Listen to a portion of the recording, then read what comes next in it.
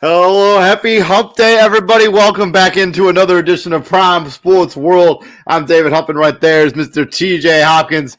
And unfortunately, not every team gets to play in the conference finals. Some of those teams get eliminated in the second round, like the Phoenix Suns and the Memphis Grizzlies and the Milwaukee Bucks and the Philadelphia 76ers. And we're going to talk about what the outlook is for their offseason, a little preview of what their offseason might look like. Going forward, as we look at their contract situation, some of their books, some of their decisions they may have to make during the offseason.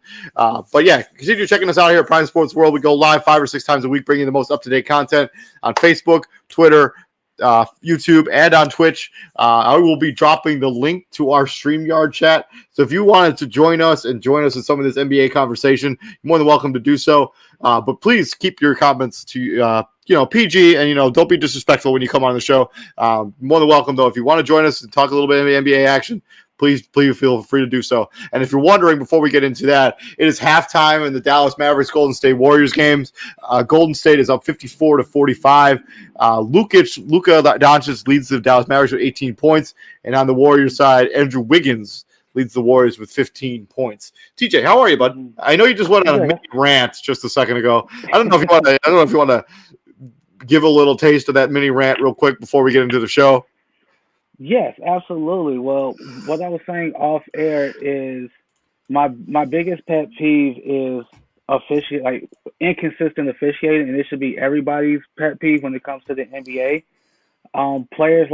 Demonstrative players like Draymond Green cannot be allowed to yell and scream and slam the ball down at a ref every time a call that goes against them. Every time they get a call that goes against them. But players who are normally mild-mannered, like a Kyle Anderson or Spencer Dinwiddie, they get teched up with the quickness the minute they contest the call. You cannot allow one player to have all this leeway and then not the other. Like, that's trash officiating. You cannot allow that. Right? Because what players are going to say is you let him yell and scream in your face for minutes on end. Even after the play is over and done with, you let him yell and scream in your face. But the minute I say something, I get teched up. Like, that's trash. That is horrible officiating. They cannot allow that to happen. I totally agree with you on that. That happens all the time. I mean, I'm not the one that usually enjoys complaining about the officials to really any degree at all. But I think when it comes to stuff like that, it needs to be even. Like, there has to be some sort. Even. It has to be consistent. Like, you can't allow. So every time Draymond gets called for a foul, he's doing something demonstrative. But Spencer Dinwiddie, he felt like he got fouled. The foul wasn't called. He looks right at the ref. He's like, call the foul, and he gets teched up. Like, that's trash to me. Like, you cannot allow that. Like, I don't care about Draymond's reputation at this point. Like, I don't care that he's a 2-time DPOY. Like, I don't care. The fact that he's expressing himself to the point where he should get teched, and it's not, like, that's trash. If his name wasn't Draymond Green, and if he didn't play for the Warriors, he'd be ejected every game. I 100% agree with you. I think it's more about the fact that he played for the Warriors, and if he didn't play for the Warriors, he'd be getting ejected all the time. Like, that's just a straight up fact. But yeah, let's get into the actual content of the show. We're going to talk about a little bit about the offseason. Let's first start with the Eastern Conference. Let's talk about the offseason. Look forward for the Milwaukee Bucks first. Milwaukee, one of their big goals this offseason should be retaining their depth. They do have 2 big free agents, Bobby Portis and Pat Connaughton. And then, they have potential looming Brook Lopez and Chris Middleton potential extensions. And they have luxury tax concerns where this team is going to be paying into potential repeater tax this year if they continue this payroll the way it is. They have the 24th pick in this year's draft. So, TJ, what are we looking for when it comes to Milwaukee and their offseason? Is Bobby Portis going to be too expensive for them to keep this offseason, unless he really wants to stay there? Well, I think that's what they're banking on, like him and Pat Connaughton really wanting to be there and continue to play for this contender. Because, like, you look at the Milwaukee Bucks, their window is still open. Like, their championship window is still open. It's still wide open. You could tell, like, one of the things that was not talked about or not talked about enough is how much they missed PJ Tucker. Right? Yep.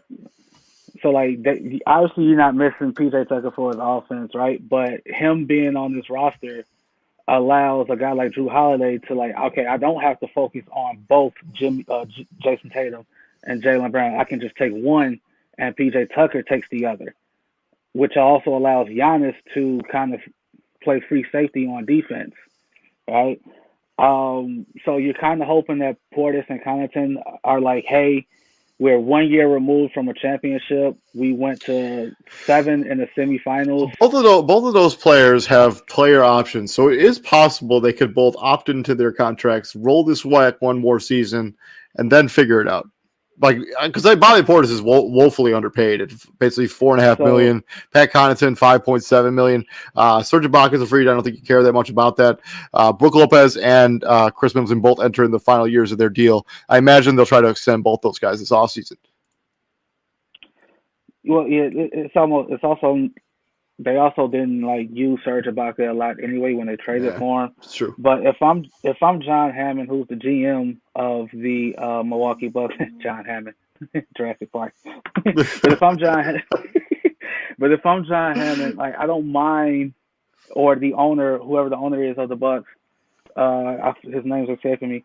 But if I'm those two gentlemen, I don't mind paying a luxury tax because I'm reaping the benefits of it. Like I know for a fact I'm guaranteed anywhere from 50 to 55 wins, right, a season. I'm going to the playoffs. I'm winning my division. I'm at least going to be a 4 seed going into said playoffs, and I'm going to get a favorable matchup in the first round because I'm a higher seed, right? So I'm going to take my chances. $52 million what they paid in the luxury tax, just in tax last season. How much? $52 million in luxury tax. Just for last season. Pocket change. These are billionaires. Pocket change. It's true. But the luxury tax, the way the rules change next year, so it could be they could be looking at a much higher luxury tax payment 2 years from now. But I mean, if you're going to continue to be a team that's going to want to win a title, I mean, this is what it's going to cost. So with that 24th pick in the draft, that can go a couple ways. You can trade that pick for another scorer, or if you feel comfortable in your development process, you can draft one of these young dudes and try to put them out there. Like, I get it. That's a big ask to be a contributor on a championship level team, i.e. see the 3 young dudes that Golden State has on their roster. They really only play one of them. And he doesn't even get that many minutes, and that's Jonathan Kuminga. Right? Yeah, it's true. So, that's it. They need. I mean, this 24th pick. I mean, they got to do something to get their bench to boost their bench. It's scoring output on their bench. Like they need somebody who can come in and give them buckets in a rapid fashion. Or I mean, I guess they can't decide. I think they still owe next year's pick for the Drew Holiday trade. So I don't think they can trade it unless they make the pick and then trade it away. But they need to get somebody who can is a bucket getter, like a guy who can come in and kind of like a Lou Williams style player and just like get buckets. All he can do is just a microwave instant offense off your bench. Because if there's ever a night where Giannis doesn't have it, which isn't that many nights where he doesn't bring anything to the table, you need somebody who can come off your bench and just give you some offense, give you a bucket, make some offense, create his own shot. Because you look at the guys on their bench right now, there isn't really a guy where you look out their bench and it's like, yeah, that guy can get his own if he needs to. Consistently. Like, Bobby Portis is kind of a guy who needs to be facilitated a little bit. Pat Connaughton needs to be facilitated. Grayson Allen is a wildly hit or miss player. They need a guy who can just consistently get their own and not have to worry about him. Just be like, hey, we need you to go out there and just be the offense for a few minutes while we give Giannis a couple minutes off, give Chris Middleton a few minutes off, give Drew Holiday a few minutes off. So you don't have to log these insane amount of minutes every single night because the Giannis minutes are insane right now. Are insane. And I get it, Thanasis is Giannis's brother, but the only time we really see him is in garbage time, whether they're up big or down big. And I get it. That's Giannis's brother. You're looking out for him. At some point in time, you got to open that roster spot to somebody who can actually use it if you're not going to play Thanasis in actual game time. He's got a player option for next season at $1.8 million.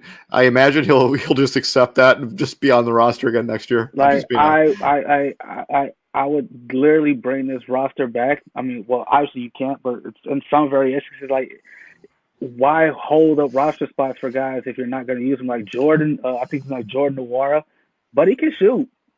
Like he's a straight He's flamethrower. Like, gonna be a free agent this offseason. So but the fact that you didn't even Javon Carter is the gonna be a fact free that you agent. didn't Wes Matthews a free agent. defensive guy, and they definitely could have used Javon Carter's services in this past series against the Celtics. Like, dude is all he does is play defense. Yeah, I mean, The he was fact that all defensive Big, or is it Big East? Well, he went to West Virginia, right? What is that? yes, he went to West Virginia. What is that? The ACC defensive ACC. What they're Big 12 now. West Virginia's Big 12 now. Okay. So like, I mean, they could have definitely used these guys. And they got some guys who are on non-guaranteed contracts, but you got to think you're going to lose Wes Matthews. I mean, unless he really wants to come back and play here. Serge Ibaka for sure won't be coming back at $9 million a year. The real only question is if they can get Pat Connaughton and Bobby Portis to continue to take pay cuts to stay on this roster. Maybe they'll both accept their player options, just roll this back one season, see how it goes, and then maybe Bobby Portis can pay next offseason. So we don't really know, like I said, they're a year removed from a championship. I know they went 7 this past playoff. As long as you can make the argument they have Chris Middleton. They beat Boston. They beat Boston. They beat Boston. And I assume get healthy is a part of retain their depth because that's 20 to 25 points and defense that you're missing from Chris Middleton, right? So I fear is the operative term, but I lose sleep over a starting five of Drew Holiday. What's his name? Is Chris Middleton the 2 or 3? Do they play him at the 2 or the 3? I think he's interchanged. I think they kind of play him because Grayson Allen starts at the 2 or what. I mean, I don't know. Wesley Matthews starts. So yeah, like, so he's basically their 3. Chris Middleton's so their Drew 3. Holiday, Wes Matthews at the 2, Middleton at the 3, Giannis at the 4, and Lopez at the 5. Now, the big lineup that worked against Chicago was the same lineup they trotted out against Boston, which was Bobby Portis at the 4. Right. No, it was Drew and Matthews at the guards, Giannis, Portis, and Lopez in the front court. That's a great lineup if the other team doesn't hit their shots. Yeah, and that's exactly what happened against Boston. Boston was on fire from 3. And there's nothing you can do about that, right? So Lopez and Portis weren't quick enough on their rotations to get out to the open shooters, which is Grant Williams he got 18 open threes and he hit 7 of them. So Milwaukee's going to be okay. I have very little doubt that they're going to be back in this semi situation next year. Moving on to the other team in the Eastern Conference, which I'm a little less sure of, the James Harden contract questions. He imagined he has a player option that I imagine he'll decline.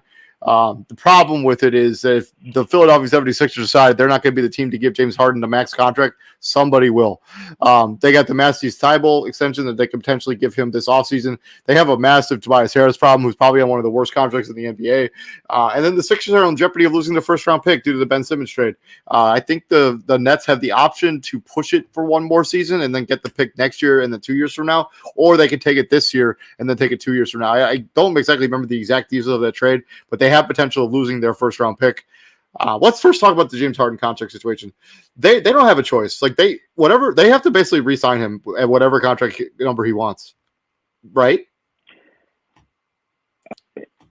If we have to question that therein lies the problem, right? Like now, Patrick Beverly, I get it. You're gonna ride for your man, James Harden. He was your teammate for a couple of those years in Houston. You said he's worth more than the Supermax deal, and I get that. That's you riding for your man. It's like real talk. But he's eligible for a 4 years, $222 million extension. He's also up for, if the signs the sign with the Sixers, he'll be eligible for a 5 year, basically $270 million contract.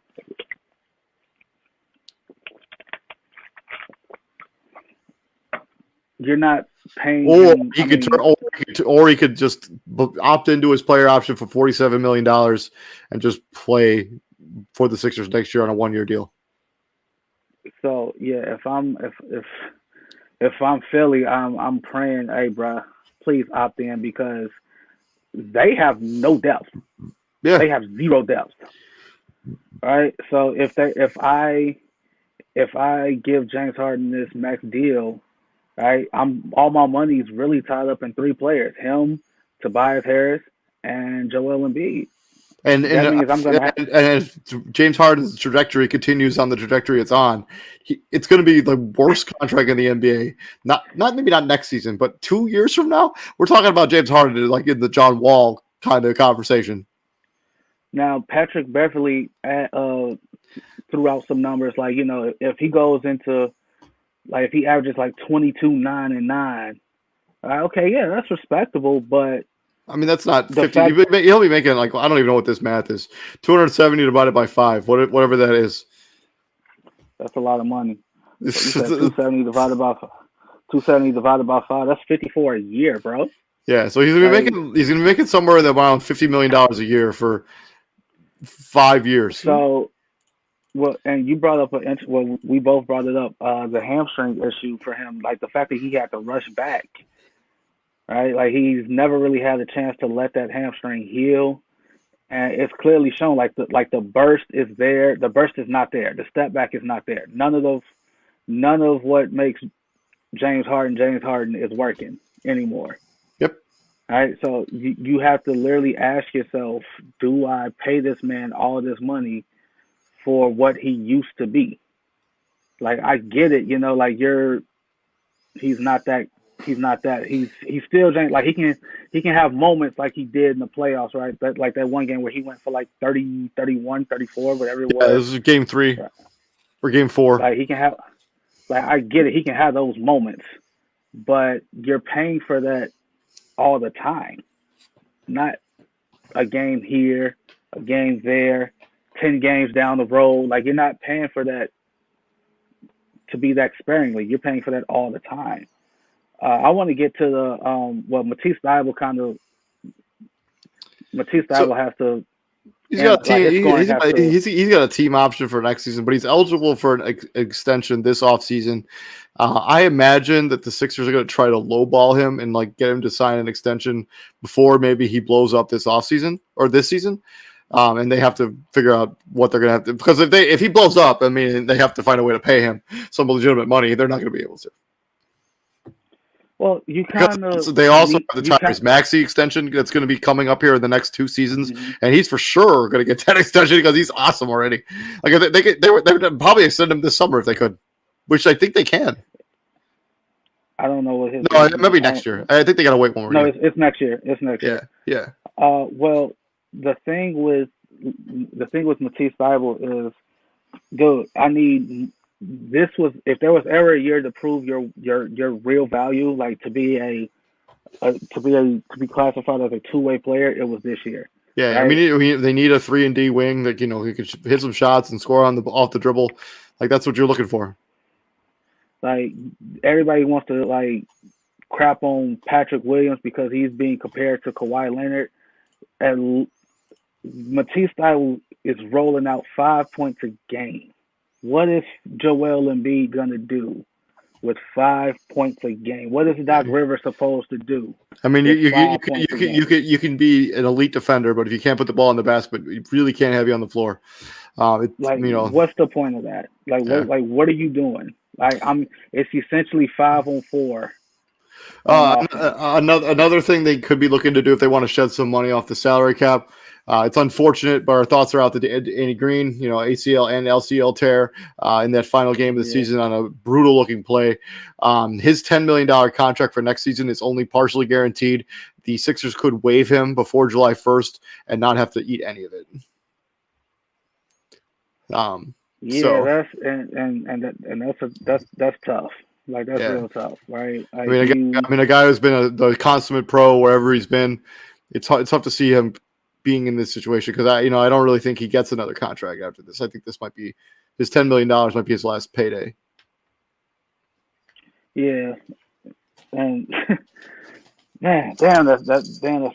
And the way it happened too, like you unintentionally, your own teammate took you out. Yeah. Right? Like that's I mean, them's the breaks, right? It's super unfortunate. Like they got more issues than just James Harden, right? Like you got James Harden's issues, you got Matisse Thybulle's being a lack of a scoring option. You got Tobias Harris going ghost. Right? Tobias Harris makes he got paid 5 for 180, bro. Like, yeah, 5 for 180. Yeah, the guy makes $38 million the next year, $40 million the year after that. And he's had no shows in half the playoff appearances since he's. What is your cat doing? Because you keep looking. Sorry, dude. Like, and he's had no shows in like two out of the 4 playoff appearances since he's gotten that contract extension. Right? Yeah, I mean, it's been rough. Like, it's been Jimmy Butler's right. You chose Tobias Harris over me. Yeah, over me. Like, and the fact that went viral, like, yo, yeah. he saw that. He saw that. He had to have seen that. So you gonna have to, like, you got cats out here thinking that Philly made the wrong choice. They made a mistake. They chose the wrong dude. Like, you're the wrong guy. That has to sting. Like, I think that has to make you feel some type of way. I think when it comes to this roster, though, they're stuck with them. Like, I can't imagine a team's like chomping at the bit. We talked about this a little bit yesterday. I can't imagine a team is chomping at the bit to trade for Tobias Harris. We talked a bit about Julius yesterday. Teams aren't chomping at the bit to trade for these people. Like, if you want to basically dump their salary and basically give them away, then teams will be like, okay, yeah, I'll take your bad. I'll take the freebie. I'll take your terrible contract off your books, but like, no, people aren't trading anything worthwhile for Tobias Harris or Julius Randle at this point. So I didn't know this that they may lose their first round pick. What's that about? So the Nets have the option. They can either take it this offseason or next offseason. They can either take it this year or next year. They have the straight up option. So like they have so with either this year or next year they could lose their first round pick. Like that's pretty huge because these classes have been really good classes. These have been these have been some really good classes. And the Doc Rivers thing, right? The fact that they're talking about firing him is a joke to me. Like, that's a joke. Like, you got folks out there, well, they've been questioning Doc Rivers' coaching ability. Like, is Doc Rivers an overrated coach? No, he's not. Right? Like, he's milked that one championship since 2008. Like, the fact that he still won it with those guys at their advanced age. Go ahead. The Nets have the option. So there's a deadline on June 1st. They can either take the first round pick this year, which is set at 23rd overall, or they can defer it and take the pick next year into 2023. They have until June 1st to make that decision. Well, they're definitely talking about it. I mean, I don't know. I'm not sure what you would do. I mean, the 23rd overall pick. Do you think the Sixers are going to be better next season than they were this season? I don't know. I think that's. I would take it. I would take it this year. I would take it this year. Because if it ends up being what you call it, if they're better next year, then it's a later draft pick than what it already is. I would take it. I would take it. Not to mention the Brooklyn Nets are going to need a player next season, a young player that they can use on their roster. Absolutely. So if you're Philly, I mean, hey, like, bear down because it's coming. Like, brace yourselves. Yeah, I think that this James Harden, the ultimate decision is this James Harden stuff. If they're going to be willing to give him the max contract, I guess we'll see what it looks like in a few years from now. Swinging over into the West, we got the Phoenix Suns, who have all sorts of problems right now, based on the fact that what happened with the end of that Dallas Mavericks series. They got the DeAndre Ayton contract situation, where he's a restricted free agent going into this offseason. Do you have a level of concern? Huh? You got a graphic for that? Oh shit! Yeah, my bad. I advanced it. I advanced it like on PowerPoint, but not on the actual slide. So off-season preview for Phoenix Suns. I'm a little tired. Sorry. DeAndre Ayton contract situation. He's a restricted free agent. There seems to be some major friction between him and the front office right now, and him and Monte Williams. Do you have any level of concern for Chris Paul that he may have squandered away his best chance to win a title? Devin Booker's also eligible for an extension this year. They have no first-round pick this year. It went to the Thunder in the Chris Paul trade. So, Do I have concern about Chris Paul? Yeah, Chris Paul's 37. Right? Chris Paul's 37, and he looked 37 Yeah, every game after he 30, every game after 37. he turned 37. like, Yeah, like, dude. Talking about falling off a cliff like immediately. Like all right, like now, Cameron Johnson's also eligible for an extension this offseason too. So I mean they could look to extend both those guys. so the DeAndre Ayton contract is you already know how I feel about that. Like, don't if you, I mean, don't waste time. Like normally in this situation, I say don't waste time. All right, like don't play the waiting game. Like don't try to don't run that risk of losing him in free agency because let's say a team offers him a deal and you're not going to match it when you want to keep him, right? You want to keep him, but at a lesser number. That's you playing games, bro. Like you can't be playing games like that. Like that's your guy. Hey, So don't play games like that. DeAndre Ayton, if he signs with the Suns, he's eligible for 5 years, $176 million, starting at a $30.5 million salary, which pushed them way into the luxury tax. And we know that Phoenix is notorious, a very cheap franchise. And something that hasn't really been talked about since me and you talked about it a couple months ago. This is a team that's still They, sort of they're they're like yeah still sort of under investigation for like the owners yeah like kind of wrongdoing. misconduct. That's kind of been like swept under the rug because Phoenix was so good this year. But like it wasn't that long ago where people were talking about, man, he's got to like sell off the team. He's Like gonna have to sell the team and whatnot. Yeah, like yeah, so he may not be looking to get into the luxury tax, you know. And then he's if he goes to another team and signs an offer sheet with another team, he's only eligible for 4 years, $131 million. By the way, if I'm DeAndre Ayton and the Phoenix Suns make me go somewhere else and sign an offer sheet for less money and less years, I would be so mad. Like I would be unbearable to play with. I'm telling you, dude. like, what do you mean? Like, if like why? Like, I'm taking it out on them every time I play. I would deliberately go to a team in the West so I can play them 4 times a year. No. Like, If the Phoenix would still have the option to match. So if like Phoenix forces DeAndre Ayton to go out to the open market, sign a 4 year, $131 million contract, they're like, yeah, we're just gonna match it. They are costing him a year. I get what you're saying. I get what you're saying. A year's worth of money I'm pissed. and $46 million. Yeah. 46. I'd be so pissed. I would be unbearable to play with. I would. You would have to trade me away immediately. Like I would have to be traded away. I am going to force my way out of this one way or another. Absolutely. I get what you're saying. Yeah, I would be unbearable to play with. Like, so, you want me to do some pick and roll? Nah, I'll just stand over here. Man, I went to the rec today, the LA Fitness by my house, and I were playing with a bunch of dudes. They're pretty younger kids. This one dude was on a team that like they were winning the game, and this guy was so upset that he wasn't getting the basketball on a regular basis, like every possession. He literally didn't play, even though his team was winning the entire game.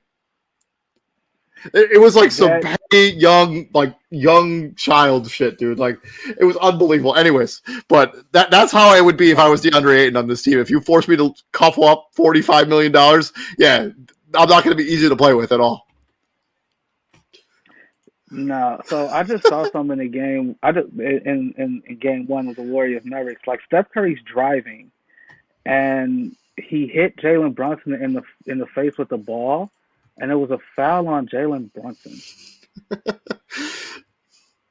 Like, that's a first for me. But anyway, the extension for Devin Booker, if he makes All-NBA first team, he's eligible for, I think it's a 5-year, $211 million max, which will be the largest contract in Phoenix Suns history. That's only if he makes first team All-NBA. I don't think that's going to happen. I wouldn't rule it out. And when they announce the All NBA teams, we'll discuss that. That's a discussion for another day because everybody feels like somebody's going to get snubbed. It happens all the time. They literally just announced the all rookie teams, right? The pressing concern for the Phoenix Suns is obviously, like, you know, where did things go, quote unquote, wrong? Like, Pat Bev can say what he wants about Chris Paul. Chris Paul's going to the Hall. Pat Bev, you're not. Yeah, Like for sure not. now, while you did have some valid points about how he's officiated versus how you and other point guards are officiated, yeah, you are very valid in that aspect. Like you cannot. We literally saw him elbow Jose Alvarado in the face, bust his lip, and Alvarado got called for a foul. That is trash. Again, trash officiating. We've seen Chris Paul with the rip through manipulate refs like that. We've literally seen. I've seen it was Phoenix Suns, Atlanta Hawks, where Trae Young literally did the same thing that Chris Paul has done for years, and Chris Paul had the audacity, the unmitigated gall to mock Trae Young's flopping animation. He's like, "Who the hell you think I learned it from? I learned it from you. You've been doing this for years, bro. Like you cannot sit here and mock the game that you helped create. You did that." But obviously the pressing concern, like he turns 38 middle of next season, and I mean, the middle of next season, like in the Western Conference semifinals next season. Well, okay, in the playoffs, like you turn 38, but it wasn't a good like it. It's easier to hide your age in the regular season because it's like you can rest on back to backs. Yeah. You cannot play like if you have a 7-game in 9 days thing, you can literally sit for 4 of them or 3 of them and not play, right? You can play 4 out of the 7 games. You kind of have to. I literally saw a video of Phoenix Suns fans burning Chris Paul's jersey. I did. I saw that too. I'm sure Matt James was there. Dave, I got some numbers for you. You ready for these numbers, David? Oh yeah, let's go. Numbers? I love numbers. 21, 19, 34. You know what those numbers represent? I know. Why don't you tell me though? I love when people tell me numbers. Tell me stuff. Those represent the amount of wins the Phoenix Suns had in the 3 seasons prior to Chris Paul joining their team. 21, 19, 34. If y'all don't remember where the hell y'all came from and what y'all used to be, but y'all want to burn Chris Paul jersey. Yep. Knock it the hell off. But yeah, respectfully. I think the Chris Paul DeAndre Ayton decision is going to be something interesting. I don't think Chris Paul is going anywhere, but like maybe they'll find a way to reduce his minutes in the regular season so he doesn't play and like he doesn't play as much during the regular season, so they can rest him for the playoffs when they're actually going to need him. Because you could just tell Chris Paul was completely worn down. He was completely burnt out by the end of that. And one more thing, Cameron Payne, save the excuses. Are not. None of y'all was injured. None of y'all was hurt, bro. Chris Paul, maybe. But you talking about my back was sore. DeAndre Ayton had this. Shut up, please. Nobody likes hearing stuff like that when you get bounced out of the playoffs. Just take it and be like, hey, they got us. Because you know what? You know what? We ain't gonna. We're not hearing that if y'all win. Yeah, 100%. That's exactly the way. Like we ain't hearing none of this. Oh, my back was sore. This player was hurt. They got us like they beat us and we won 100%. Like no, bro, y'all got y'all ass kicked. You got no. Don't play that game.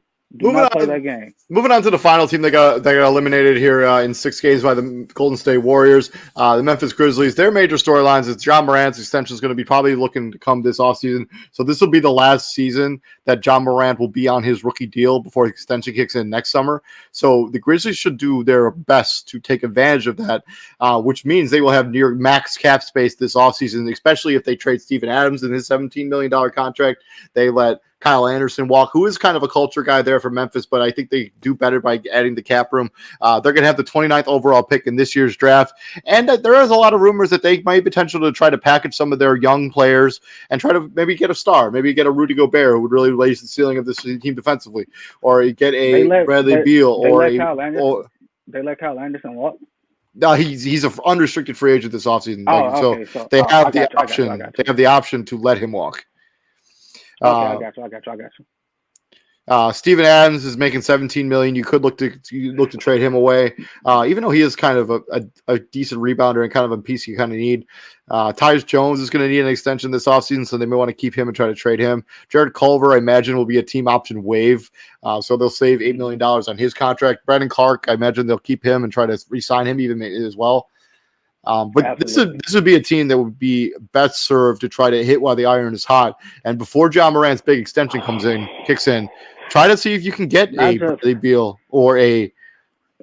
I mean, not just him though, right? You got him. Because they're not going to be able to keep this entire roster forever. Like eventually, Dylan Brooks is going to need to get paid. Desmond Bane's going to need to get paid. Brandon Clark's probably going to get paid. And like these are guys that are going to go, and the Memphis, especially the small market, they're not going to be able to afford to keep all of these guys around. Well, we kind of thought that about Golden State, before they moved. Yeah, to San Francisco, that was always San Francisco, Oakland, Bay Area. I mean, but you play in Oakland, right? The arena's in Oakland. The new arena's in San Francisco. Like the old arena was in Oakland. Oracle was in Oakland. Oakland's not a big market. Oakland's a fairly large city, dude. Oakland is not a big market. It can be a big city. Memphis is a big city, but you just said the market is small. It's mid market at best. Like, yeah, that's how that works. Oakland is in the San Francisco San Jose market. It is the 6th biggest TV market in the United States. They treat it separate. That's TV, not sports. It's all the same. It's all revenue. 51 is Memphis. I'll give you that one. It's not. Right? If that's the case, if that's the case, why did they move?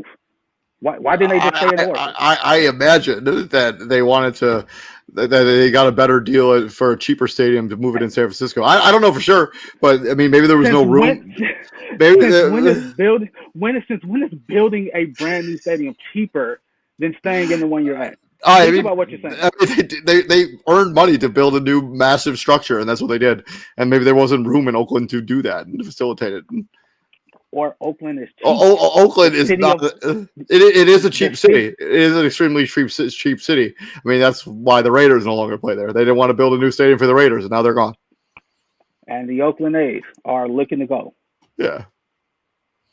So. Memphis, even in like major sports teams ranked by market size, Oakland is still linked with San Francisco, and they're 6th. And they $2.653 million. People. They shouldn't be linked. They shouldn't share that. They shouldn't be sharing that with San Francisco. Like, to me, that's trash. But Memphis, let's not act like Memphis won't be able to keep all of that core together. I mean, unless they want to pay out through the ass in luxury tax, sure. I mean, well, again, we thought the same thing with Golden State, especially when they started.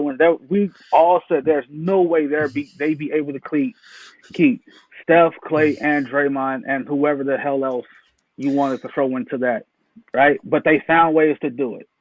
If I'm Memphis, I'm finding a way to keep Ja, Triple J, Dylan Brooks, and Desmond Bain. Like, I'm finding a way to keep them.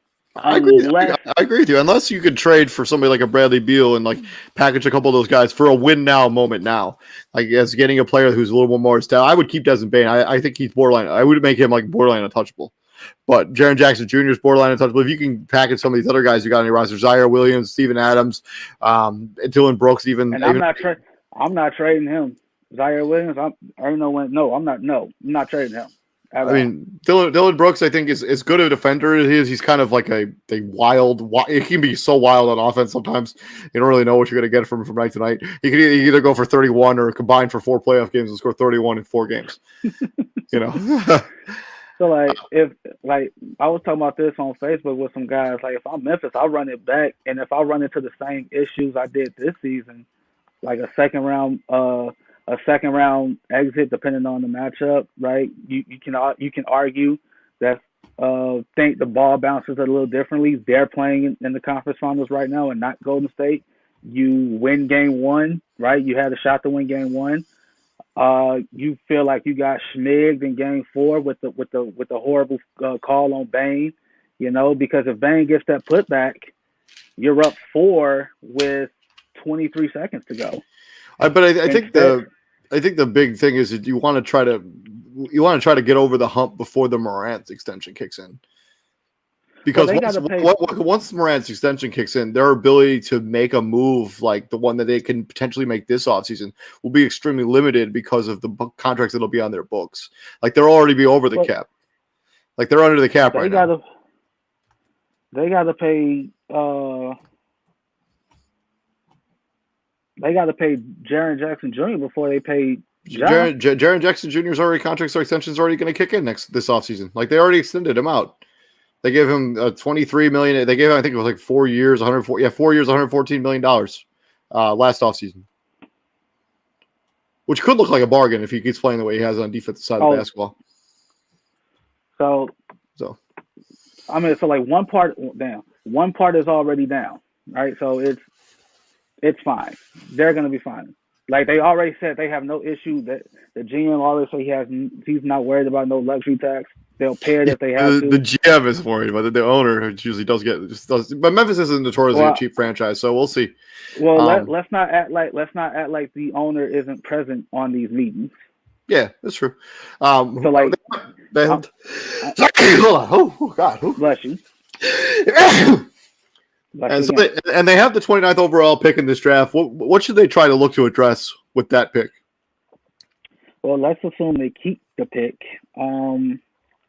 I would go with a big man. I would go with a scoring big man, right? Like that way I can, if I want to go small, I can quote unquote still stay some kind of big. Like Jaren Jackson Jr. can stay at his natural spot at a 4, and he doesn't have to worry about playing the 5. This question really looms on the fact of the Steven Adams decision. If they decide to trade Steven Adams before the draft, you need somebody who could give you what's like a portion of what Steven Adams gave you. That's what I would address in the draft if they decide to I think they will trade him away. So, well, it's like the game 6 showing was not helping Steven Adams' case. Like, yeah, you grabbed 10 offensive. Yeah, you grabbed 10 rebounds. But Kevon Looney, his offensive rebounds matched yours for the whole game. Yeah, and it doesn't help Steven Adams' case when he was basically unplayable in that Minnesota series.